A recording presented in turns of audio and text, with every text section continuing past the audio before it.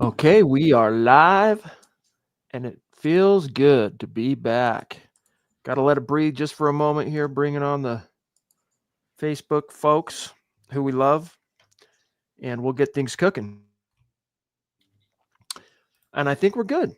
Welcome in, everybody. It is the Mile High Huddle podcast. I'm your host, Chad Jensen. With me, my fellow football priest. You know him, you love him, Zack Kelberman, returning off a long weekend. Zach, we took a night off this week, Labor Day weekend. After all, we don't usually do that, but you and I both had enough stuff going on that we decided to take Sunday off. But we're back in the saddle because it's officially Broncos game week, Zach. I am so excited, Chad. The time has finally arrived. We're finally here. We made it through the desert, the longest offseason known to man. It's officially over. Week 1 is upon us. I'm pumped. Some hellos before we get into things. Some awesome members early, like Mike Thompson, the string guy. What's up, buddy? Yeah, tell real football again.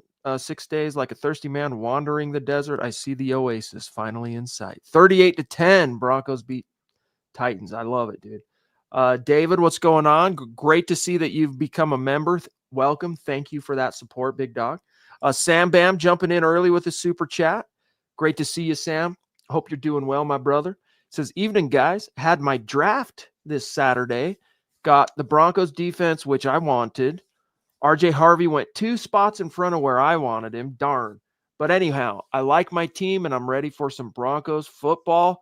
Go Broncos. That's cool, dude. Congrats. Zach, didn't you guys have the MHH draft over the weekend as well? Yes, we did. And Bo Nix went 2nd overall in a major surprise.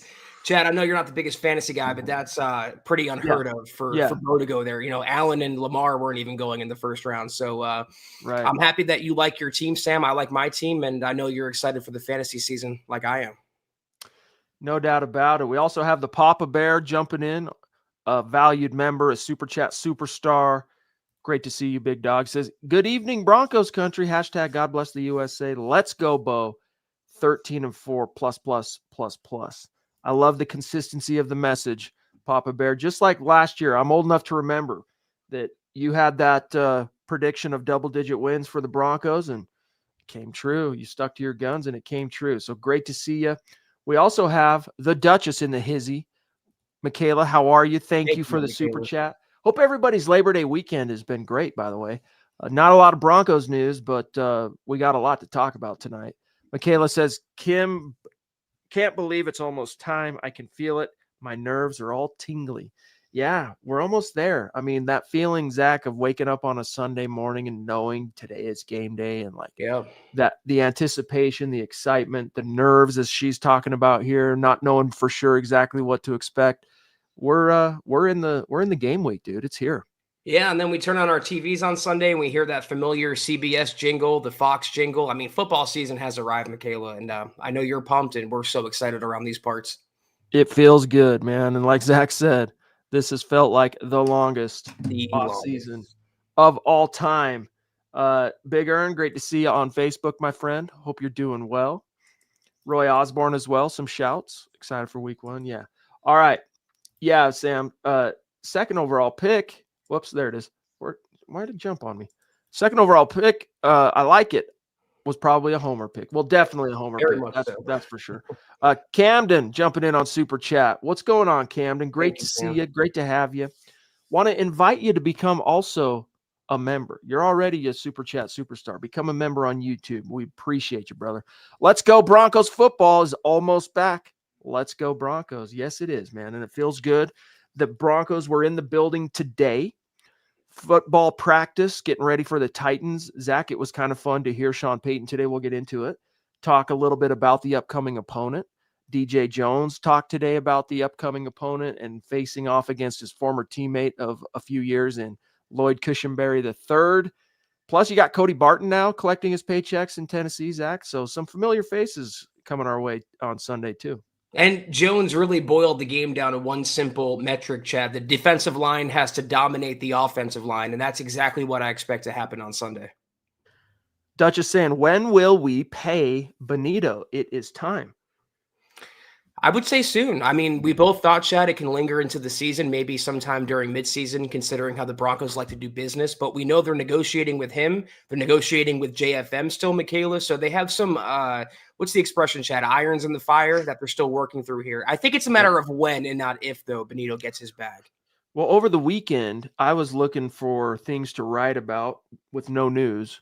Even when there's no news, publications like us, that doesn't mean we still got to have content, whether there's news or not. And we don't manufacture news, but we'll find different things when the time is slow. For example, I want to say it was ESPN, might have been NFL.com. I think it was ESPN, tapping Nick Bonito as the number one in the NFL, number one free agent of 2026. And just reading it that way, I wrote it up. I'm sure a lot of you have already even read the article, but reading it that way, Zach, created just this very mild, but there nonetheless, feeling of alarm. We don't want Nick Bonito hitting the market. Broncos need to get on this. Now, granted, they still have plenty of time, but it just was kind of a reminder that, well, that's kind of what happens if a player plays out his contract year and there is no new deal.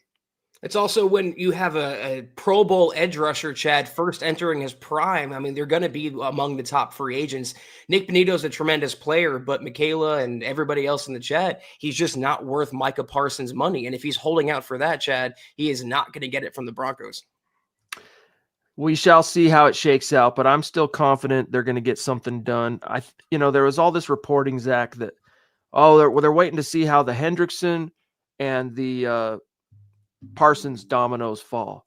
I don't think those two situations, Zach, have played as big a part in whatever the delay has been as dating back to my original concern about paying Bonito now. Right. Was it a one-year wonder? We want to see it a little bit. But honestly, Zach, even though it's not exactly the same, those few snaps that he played in the preseason, granted it was against a Niners second team and all that stuff. But nevertheless, I was like, dude, this guy looks like an animal. Not only that he has not missed a beat coming off of 2024, Zach, but that he's continuing to ascend. And to his credit, he's done that each year he's been a pro with the Broncos. It's just that the palpable sense of, oh my gosh, that was a huge leap, only happened last year, even though he has improved year by year. So if that's the trend, we can probably expecting him anyway to take another step here in his fourth year. But I feel like, Chad, the Broncos have kind of shown their hand, at least George Payton has, by saying repeatedly that Nick Bonito is an important piece of the defense. We want him here a long time. That would suggest to me they have interest in locking him down long-term. They're negotiating with him actively right now. And if you have any interest in doing that, do it now. Because if you wait until next offseason, if you do what the Cowboys did or what the Bengals did with Hendrickson, you're going to end up paying maybe double for the same player. Just get it done now if you want to pay him. Yeah, there's a lot of truth to that. Hey, Ricky, really cool, dude. Congrats on your white PS2 jersey. First time buying a jersey, just in time for the Broncos on Sunday. Buck 'em. That's really cool, buddy. Casey Nickel, legendary, mythical, super chat superstar, been with us many, many moons. Great to see you, big dog. Hope you're doing well. He says, my boys, it may be early to say, but I'm feeling 27-13 Broncos with the running game opening things up. The defense will be suffocating. Yeah, I don't want to get too far out over my skis, Zach, in terms of, feeling all confident about any aspect of this team yet. I'm confident, don't get me wrong, but in terms of predicting scores, we have our first Mile High Roundtable of the season coming up on Thursday. So stay tuned for that with our official picks and scores. But are they going to get 13 points even? The Titans is my point here. I'm feeling really confident in this defense, but are they going to put 3 scores on the board or maybe 2 scores and a missed extra point, or they tried to go for 2 and failed or whatever? What do you think? That's what I was going to say. My inclination is this game better not be close. It should be over by halftime. I mean, we want 50-0 Broncos dominating victory, Chad, and there's really no reason why they can't do that if they play to their level, facing the worst team in the league with a rookie quarterback. I think Cam Ward will be good down the line. Just week one's a really tough matchup.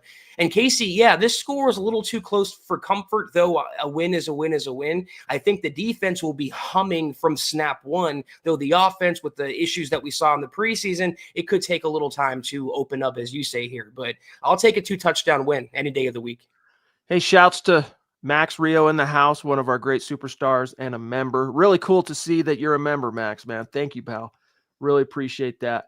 Also want to give some shout outs here to our old friend Albert, who's been a longtime member of the community and a longtime supporter. And we're hoping to see you at one of the meet and greets here in the near future again, Big Dog. We missed you last year. This year it is, of course, week 7, October 19th. We'll be there, MHH, full effect. It's going to be a gas. Hope to see you and the missus. He says, go Broncos, and we will celebrate a win on Sunday, Zach. Yeah, Albert, thank you so much.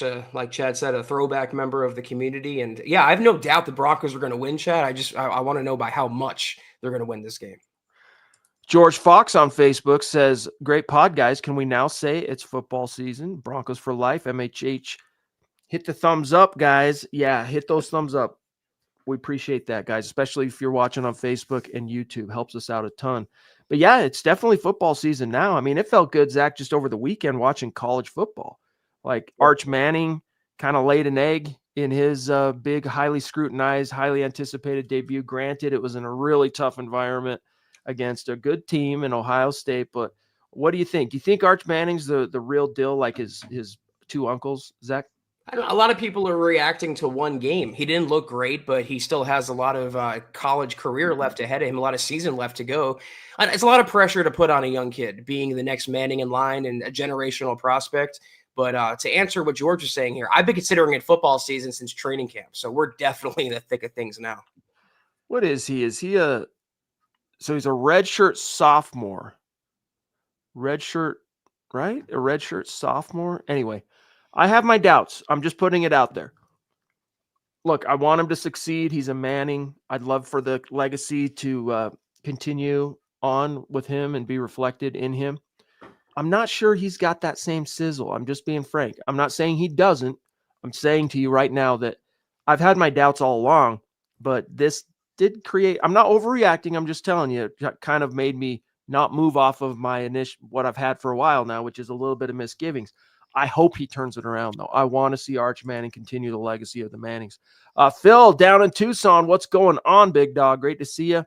Says, good evening, Chad, Zach, and Deacon Scott. Scott's on vacay this week, just so you guys know. So he'll be back, I think, by Sunday's night, the gut reaction, I believe. But anyway, gonna be fun to watch DJ remind us why Kush isn't here anymore. LOL, Buckham, Broncos for life, MHH for life. Indeed, Zach. Touche. Yeah, Phil, I just hope that the Titans don't remind the Broncos that Luke Wattenberg is the weakest link on that offensive line, because we have our misgivings about him as well. But yeah, I mean, I'm glad the Titans overpaid for Kush. And didn't the Broncos get a comp pick for him, Chad? Yeah. So it really worked out in Denver's favor there, Phil. Yep. He just, I don't know. He was a real try hard, and he was consistent in the sense that available for the most part. A couple of setbacks, but very available. Starter out of the gates, but at the same time, I have to wonder, if he was the Broncos center today, and he was snapping to and blocking for Bo Nix, would he have looked better? Because kind of in the same way, Zach, that everyone else suffers, right? All the skill guys and everyone else on the team suffers when that you've got coaching and quarterback incompetency and instability, trickles to the offensive line on some level. Yeah, you're right. They have better coaching now with Payton and Zach Strief, but I don't think that Cushenberry fits the archetype, Chad, of what Payton wants in an offensive lineman. He wants a bigger guy with a mean streak, and that was not Cushenberry. Cushenberry was way more finesse than power.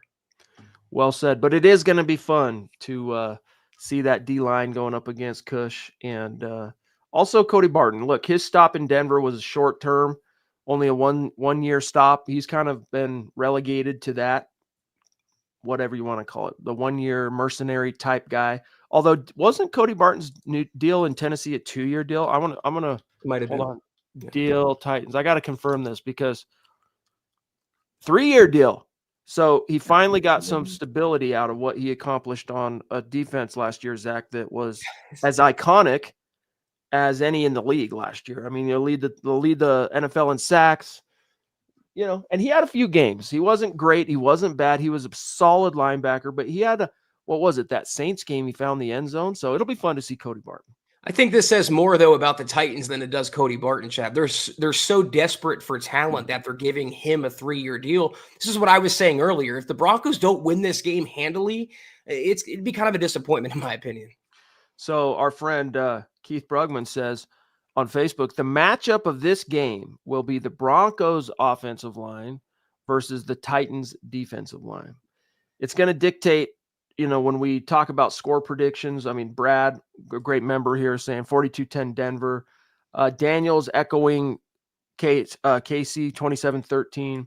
But the score margin, the Broncos are going to win this game. The margin, though, Zach, by which they do, I will agree with Keith, is going to be very much informed by how the Broncos offensive line handles itself against the Titans front seven, because not only, Zach, are we talking about protecting Bo Nix and giving him the time he needs to be a passer, but are we getting this ground game going or not? Like, are we getting this thing off the ground? And this is a good opportunity to begin setting the tone.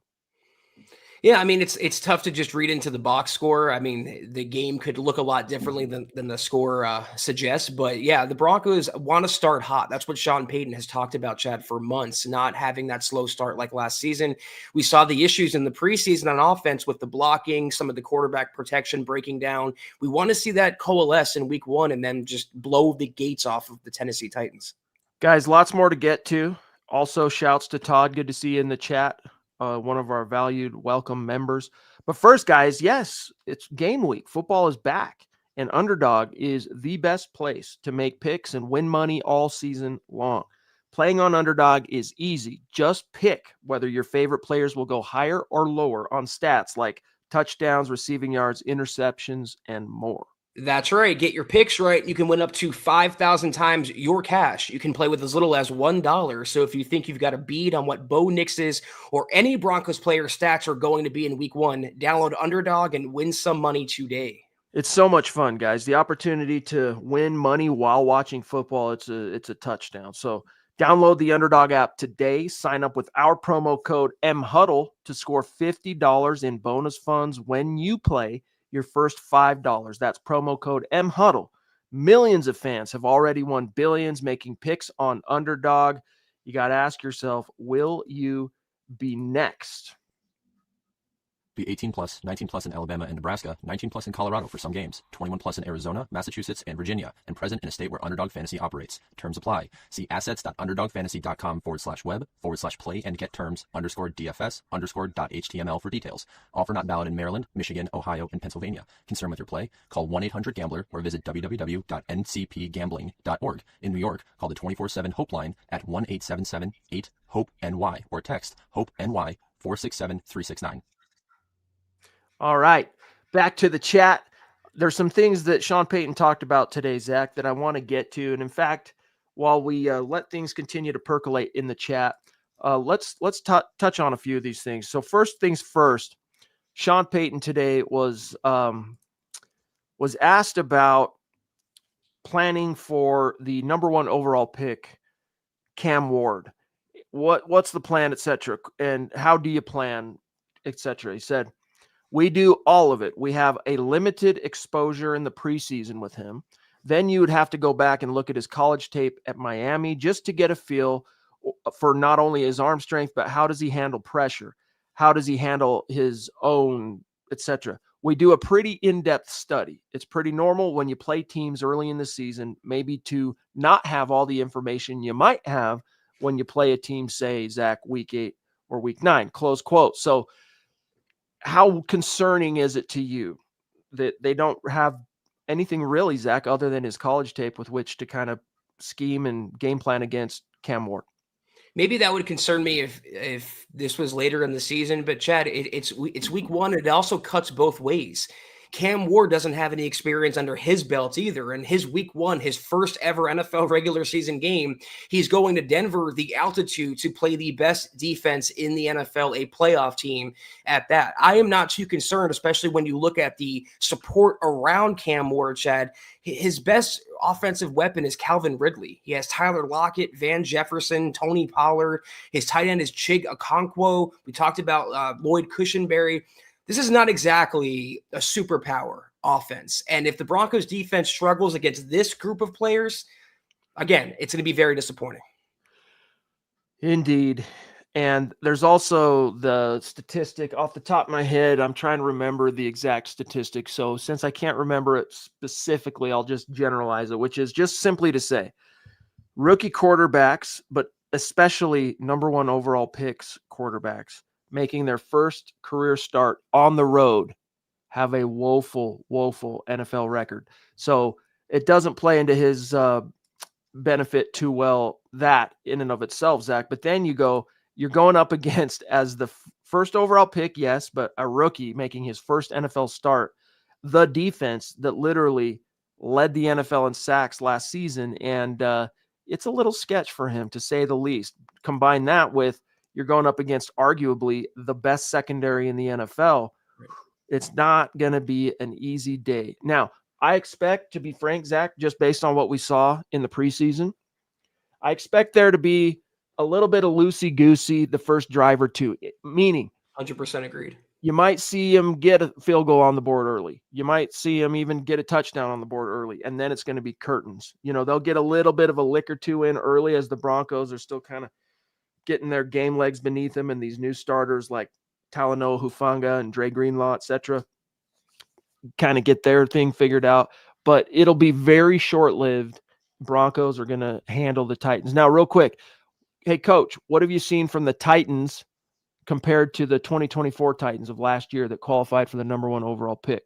Quote, Sean Payton, a couple of things. They've made a commitment in the offensive line, signing a couple of big-name free agents, drafted another player. I think on the perimeter with Tyler Lockett there, their skill people, receiver-wise, has definitely improved. The number one thing that stood out, I've worked with Titans offensive line coach Bill Callahan before. He is a fantastic line coach, and I'm sure they felt they had to get better in that area, and they committed a lot of resources there. Close quote, Zach.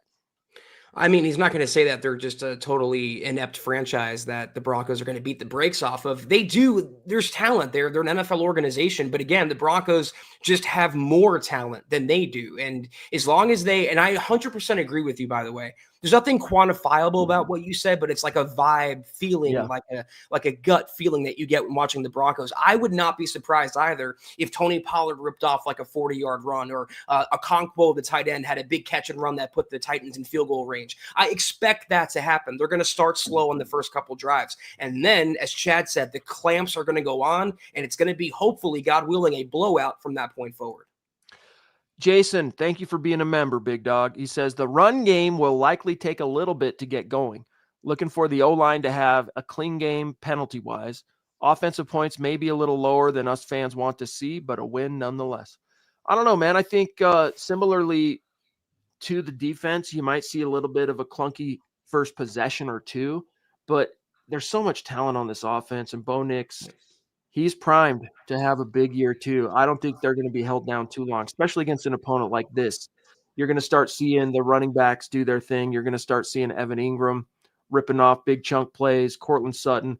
Marvin Mims, by the way, returned to practice today, as Sean Payton expected when he talked about the groin injury last week.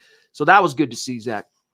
And that's what it's so nice about having Bo Nix as your quarterback, because he's so resilient. He always bounces back. The Broncos might not win the game always. They will in week one. But even if they start slow, you can count on him to get better as the game goes on. We saw it in the preseason finale against the Saints, Chad. Everyone was, clutching their pearls because they didn't look good in the first couple series. How did Bo and company respond? A nice touchdown to Cortland Sutton. That's what I expect to happen as well on Sunday.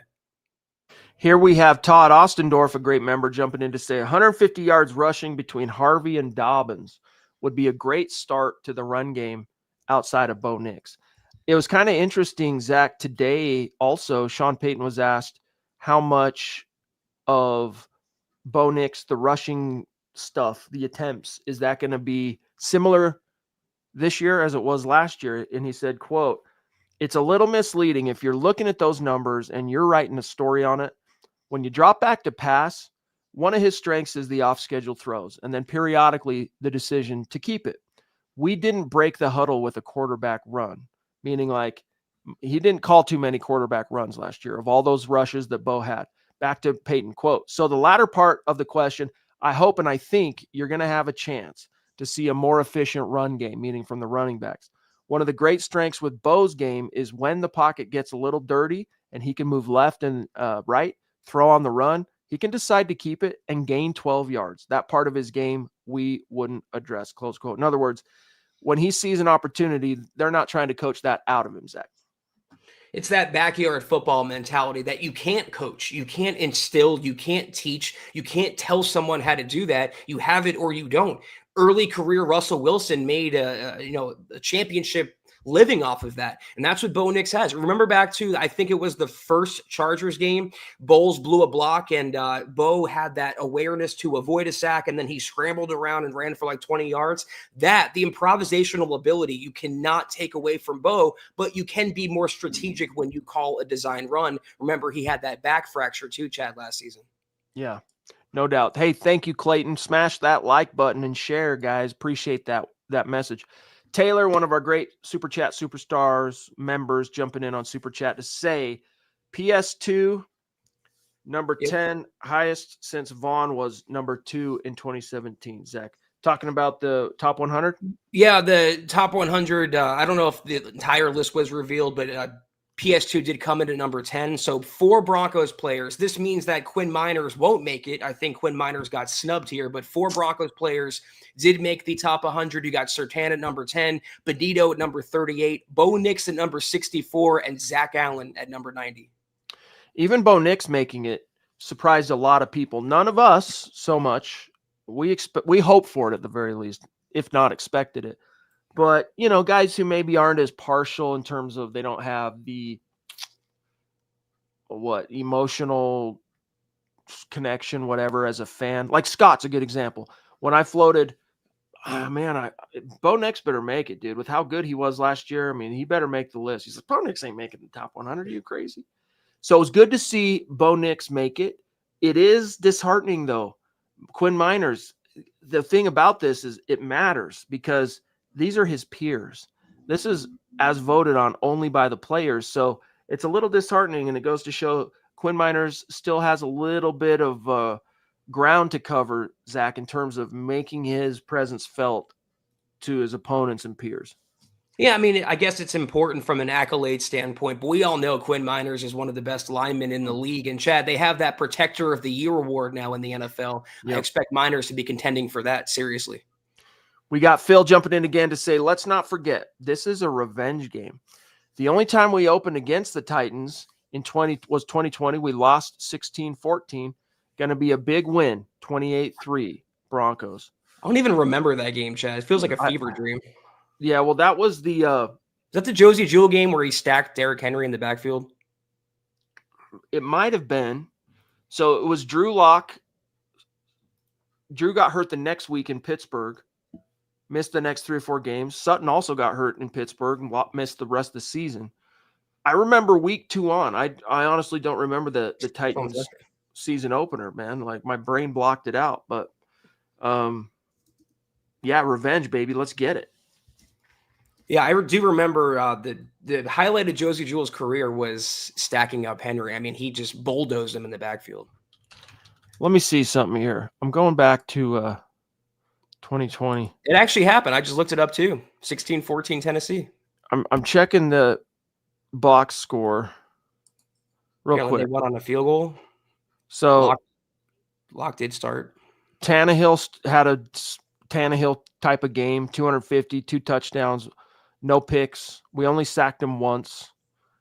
Drew Lock had a relatively pedestrian game, but, looking back on Lock, his tenure in Denver anyway, Zach, it was a pretty solid game from him, honestly. 22 of 33 for 216 and a touchdown, no picks. But he did fumble twice. So wasn't exactly a perfect game for old Drew Lock. But anyway, yes, back to the point though here from Phil. Let's get that revenge, baby. Well, Chad, really quickly, looking at the box score of these names is a blast from the past. Noah Fant, Jerry Jeudy, Tim Patrick, Deshaun Hamilton, Royce Freeman, Philip Lindsay, Melvin Gordon, Tyree Cleveland, Jake Budd, and Nick Vanette. Wow. Feels like a lifetime ago. Old Nick Vanette. Yeah, that's true. That's true. Rodney, I hope our punter lives up to expectations and gets better on his punts, or I'm going to blame Rizzy for drafting him. The team, for what it's worth, the team does not seem concerned about it. And Sean Payton last week, Zach, revealed how the Broncos had kind of focused in on, it seems to be that first punt that really tanks his average in a given game. And so they have worked into their practice schedule a way to kind of get that ice broken, the feeling of that first kick out, get his wiggles out, so to speak, long before they get to quote unquote punt period. So the hope of doing it that way is to basically get him more poised so that when he gets that first punt, there's no shakiness. It's like everyday stuff. I've done this a billion times, but kicking is weird and punting is kicking, right? So it's very much more of a stroke thing. It's very golf oriented in that you're battling the guy between your own ears, right? Like, so, but I'm not too worried about it. Am I moderately anxious? Yes. Am I like freaked out and panicked? Am I predicting doom? No. Right there with you, my friend. Yeah, I mean, a lot of Broncos fans didn't like Riley Dixon because he had no ceiling as a punter, and now Broncos fans don't like Crawshaw because he has no floor as a punter. He's still a rookie. It's a tough transition always, no matter the position, from college to the pros. It was a 6th-round pick, and he could be a weapon, Chad, and I think he still will be a weapon. Just give him some time. Let him blossom as any other rookie gets the same amount of grace. No doubt. No doubt. All right, back to some interesting topics. You had this story, Zach. If you want to cliff note the version of what Sean Payton said today about Broncos legend, A.T. Perry, it's worth talking about what he had to say. He's fully healthy and all that, which is good to hear, but break it down for people. Yeah, so he was asked, Sean Payton was, about the progression of A.T. Perry, who was cut from the 53, re-signed to the practice squad, one of only 2 receivers on the practice squad, along with Michael Bandy. But Sean Payton said he's progressed quite a bit. He talked about how it was frustrating getting the setback of the injury that Perry had. That kind of tanked his chances of making the 53. But as Sean said, he's participating now. He's developmental. He's long. He's got good, strong hands. So we've been encouraged, and it's good to have him back on the field healthy. He's not going to push for the 53 anytime soon, Chad, but it seems like Sean Payton still has an affinity for A.T. Perry. It wouldn't surprise me, an injury on the depth chart. He'll be the first guy elevated on game day. They like him. There's something about him. I mean, he's got that 6'5" frame. So obviously that's a great starting point if you're trying to catch on with a Sean Payton team as a wide receiver, having that height and that size. And then you go back, Zach, and look what he did at his very brief career in New Orleans. Exactly. And there is some intrigue there. You go back and read some of the scouting report stuff on him when he was coming out of college, and a lot of it was route tree, hands, didn't have the fastest 40, but he just is one of those guys, similar but different, but similar in the sense of like Pat Bryant. There's nothing really about him that like jumps out that stuns you in terms of his measurables or some of his testing, but he's just a guy that plays different. You can't judge Bryant based on the underwear Olympics, for example. Judge him solely based on what he does as a football player when he's on the field. And you kind of have to look at it that way with A.T. Perry in terms of trying to understand, Zach, why the Broncos continue to hold on with him, where they had multiple other young receivers this summer shine, like Courtney Jackson, even Joaquin Davis at times, etc. Yeah, I mean, in my research of A.T. Perry, he appeared in 10 games in 2023. He was a 6th-round draft pick of New Orleans. He had 12 catches, 246 yards, and 4 touchdowns. That's not terrible, Chad, for a backup receiver or a developmental guy. He was a 2-time first-team All-ACC honor player at Wake Forest. He ran a 4.47 40, 35-inch vertical jump, Chad, and he had a third-round draft grade from NFL Media, Lance Zierlein. So you kind of see why, based on potential, why the Broncos are keeping him around. Okay, so that's the A.T. Perry news. We also got confirmation from Payton today. Before I say this, there have been questions. Eric wrote about this over the weekend. You know, how much of a pitch count are Singleton and Greenlaw going to be on?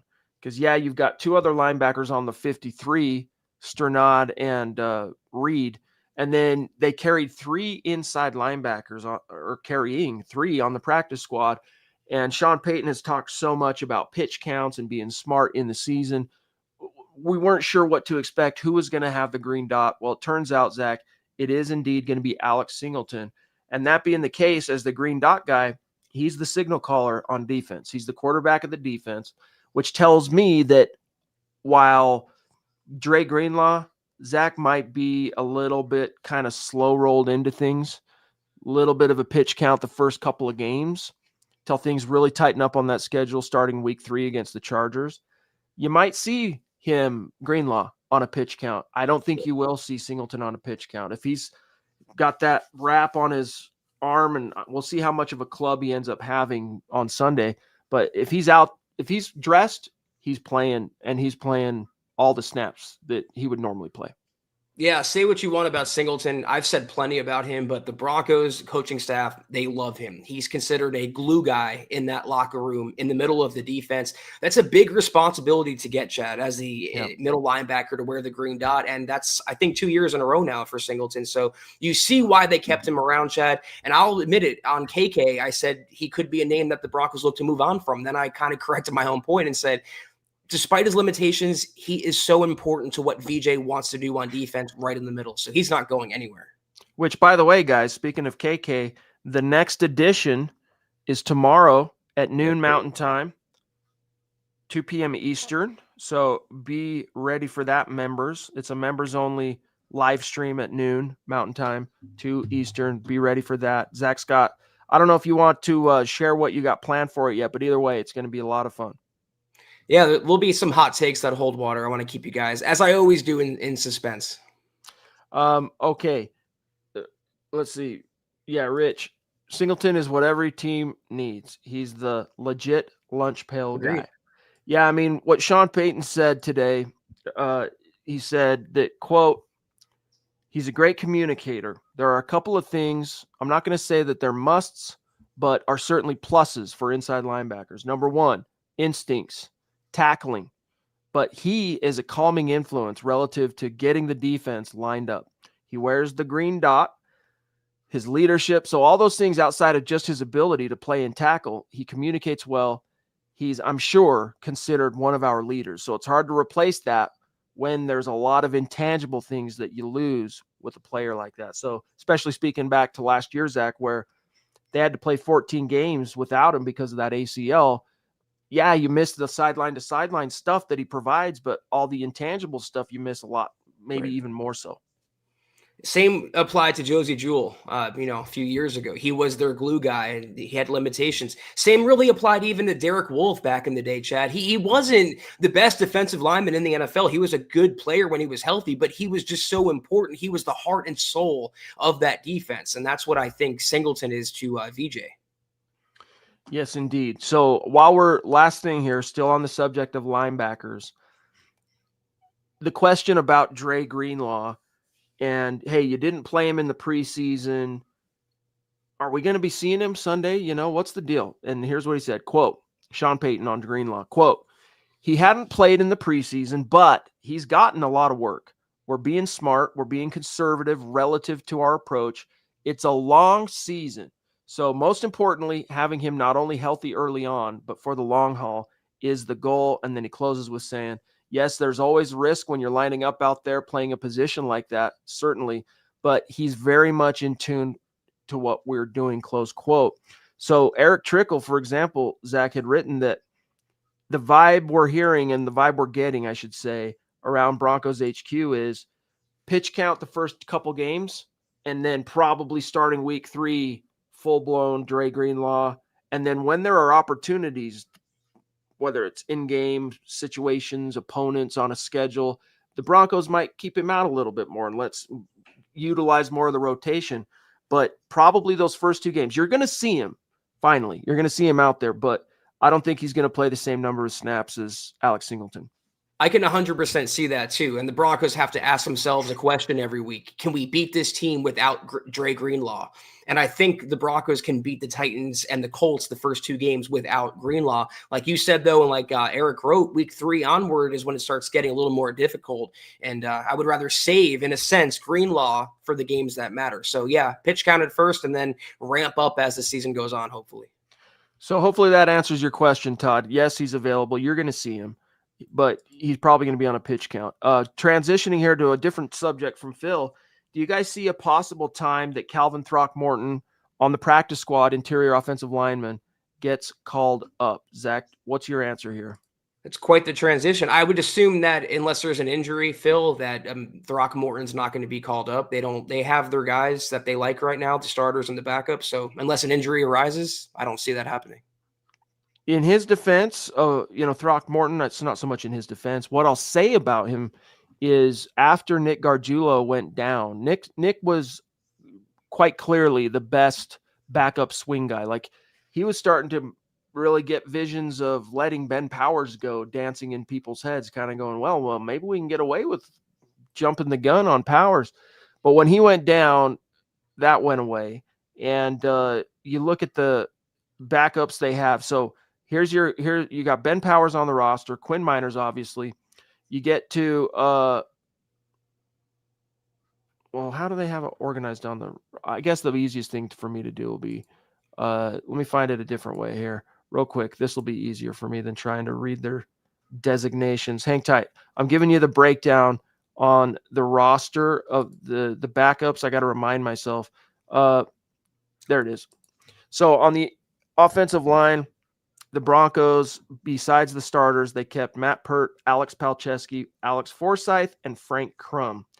Forsyth and Palczewski. So Palczewski, Zach, is if McGlinchey goes down, he's going in on the right at right tackle, but he's also the position versatile guy. They like him as a guard as well. So if something happens to one of the 2 starters at guard, Palczewski's probably the first guy into the fray, followed by Forsyth, who's mainly, though, Zach, more of just straight up backup center.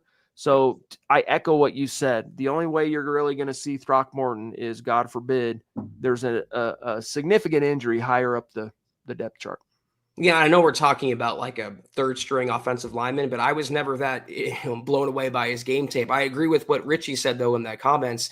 The backup lineman the Broncos have, Palcho, that's the one that intrigues me, and I hope that he can continue developing in his role. Naj, dude, jumping in on Super Chat. Naj. Thank you. Legend. We'll love this, man. Looking forward to seeing you, brother, in a month and a half. Naj says, game week, brothers. Weary about this week. Huge favorites, high expectations, playing a team with nothing to lose that has a decent O-line that will give us fits. Winning this week will prove a lot, but it's only one game.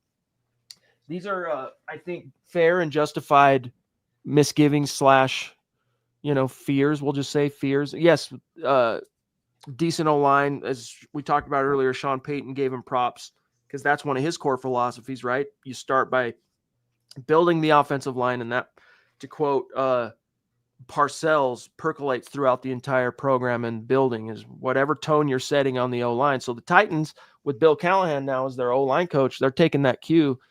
They're definitely improved there. I think in his final point here, Zach, winning this week will prove a lot, even though it's only one game.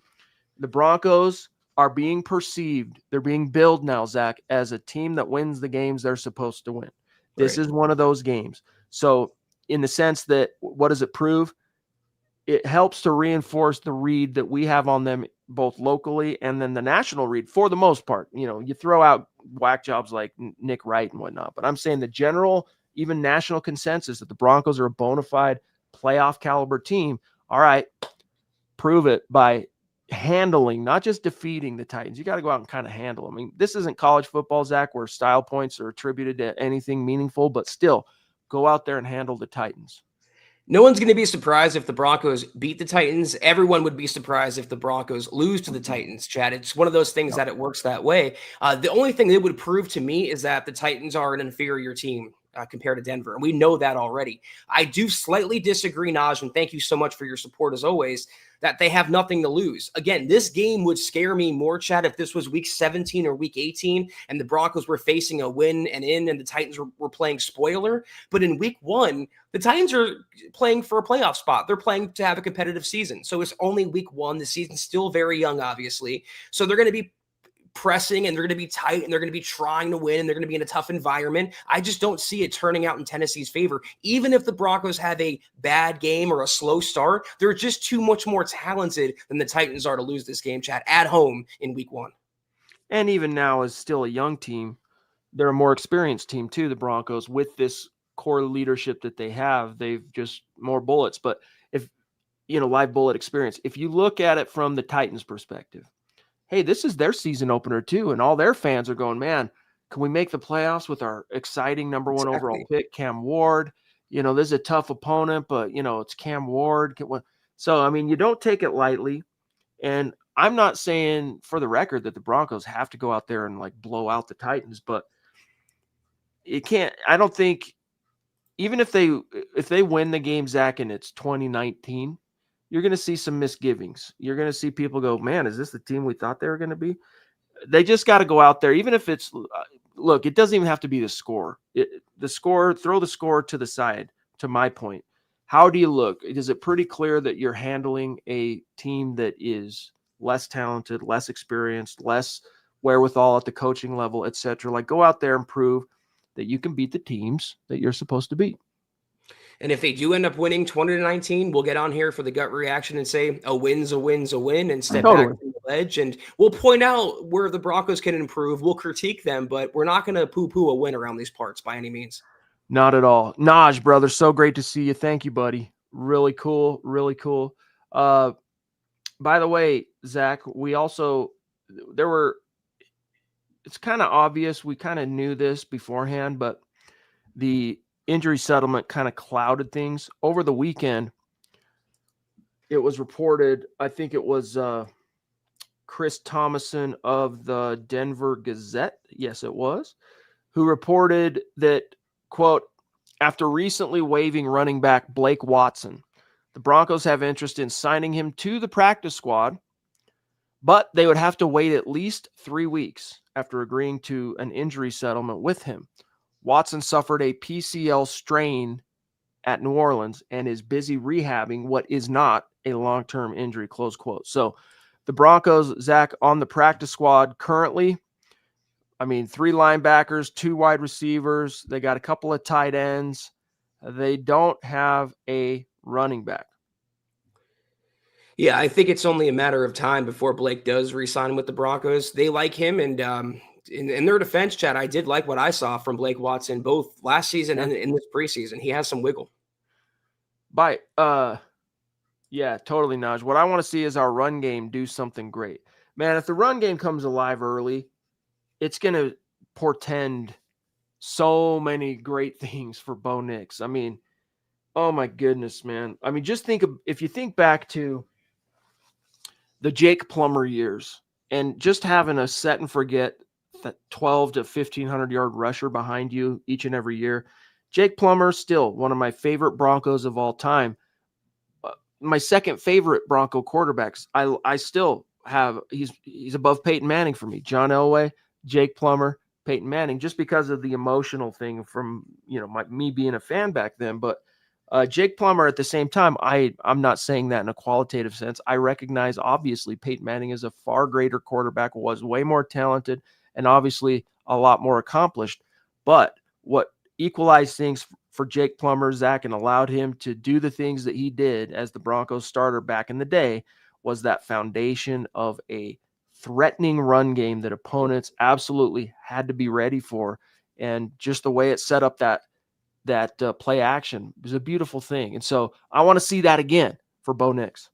And that's what makes Bo Nix's 2024 rookie season all that more impressive. What he accomplished and what the Broncos accomplished with no running game whatsoever, no dependable tight end, and no real clear number 2 wide receiver. They've improved all those areas tenfold, in my opinion. And I agree with the comment. We want to all see it coalesce and come together. And I think it will. Maybe not be week 1 right out of the gates, but it will eventually.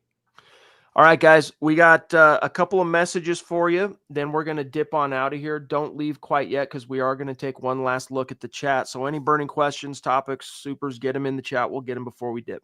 I can't believe it's been almost 50 minutes. Another tremendous episode, as always, of the Mile High Huddle podcast. If you're not doing so, please follow us on X at the MHH Pod.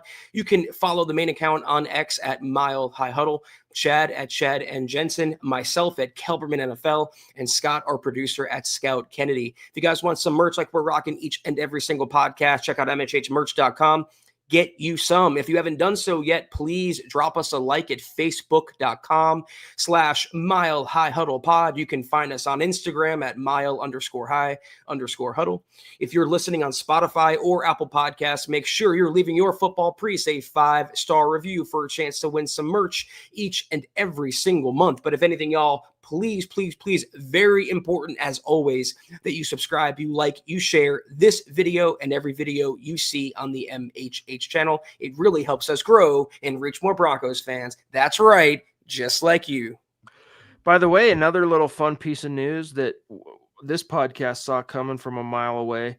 Jahdae Barron, Zach, has officially switched his number from 12 to 23.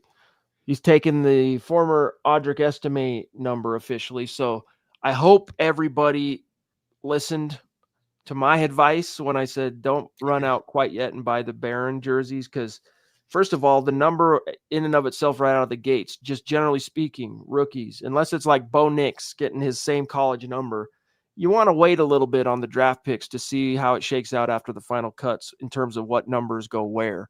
But also, after what he said, Zach, in rookie minicamp, that he's like, yeah, I don't love it, but it was the number assigned to me, and I'm going to do it justice, and I'm going to try and bring honor and clout to this jersey number in this team, which was a great thing to say, but he made it clear, Zach, he didn't choose 12. That was assigned to him. And so we could foresee that at the first opportunity for him to change it to a number that he did like, he was going to do it. So how do you feel about the first round pick rocking 23?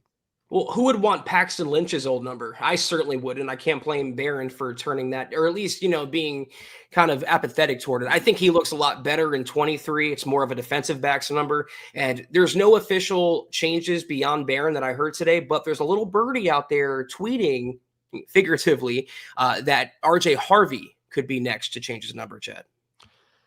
We shall see. I kind of like 37 for him, to be honest with you, because especially the way it shook out, bringing in Dobbins, who also rocked a 7 jersey, 27. I like that it's 27 and 37. I don't know. We'll see. You could be right based on the buzz. That's kind of where the anticipation and scrutiny is falling right now. Jersey watch wise is on RJ, because also Pat Bryant got hit the number he wanted. If you're looking at like Savion Jones, that's the number he got solid for him. Yeah. That's really the only one to kind of go, Jess jumping in on Super Chat. Great to see you, brother. Hope you're doing well. He says Peyton gave us the business back-to-back years. Yeah, Peyton Manning. Omaha, for sure. I love Peyton Manning. Don't get me wrong. I mean, I'm here for Peyton Manning all day long. I'm just telling you that emotional Chad lizard brain of Bronco quarterbacks, it goes Elway, Plummer, Manning. I loved those Plummer years, dude. I was seriously heartbroken. As much as I would go on to, of course, love and support Jay Cutler while he was a Bronco, I was devastated when Mike Shanahan benched Jake Plummer for what it's worth. And as a little quick aside, while we're on the topic, I really like the article that the Broncos official website put out, Peyton Manning talking about Bo Nix. Quick quote from that: I am just happy that Bo is the established starter. For a number of years, they had quarterback competitions. Now they've got their guy. So any question whether Peyton Manning's a Bronco or a Colt? No question any longer. Hasn't been for a while. All right. Guys, this has been a lot of fun. Yeah, I'm a lizard, bro. No, I wear the glasses to obfuscate my lizard eyes. You didn't know that, Rich? When are the uniforms released? You mean the schedule? Yeah, probably no this week. this year. I bet we'll get it this week, honestly.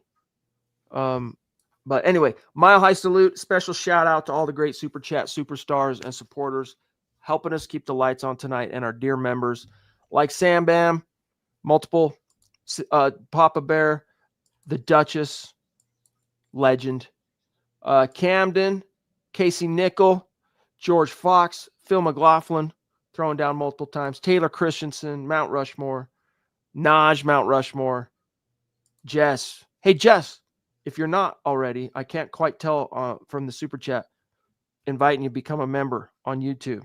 Become part of the inner circle, my brother.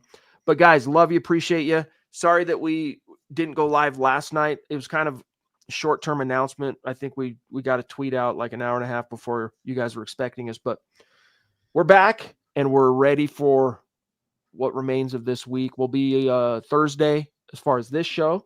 And then, of course, don't forget tomorrow, noon Mountain, 2 p.m. Eastern, Kelberman's Corner, hot takes that hold water for members only on YouTube. Going to be a gas.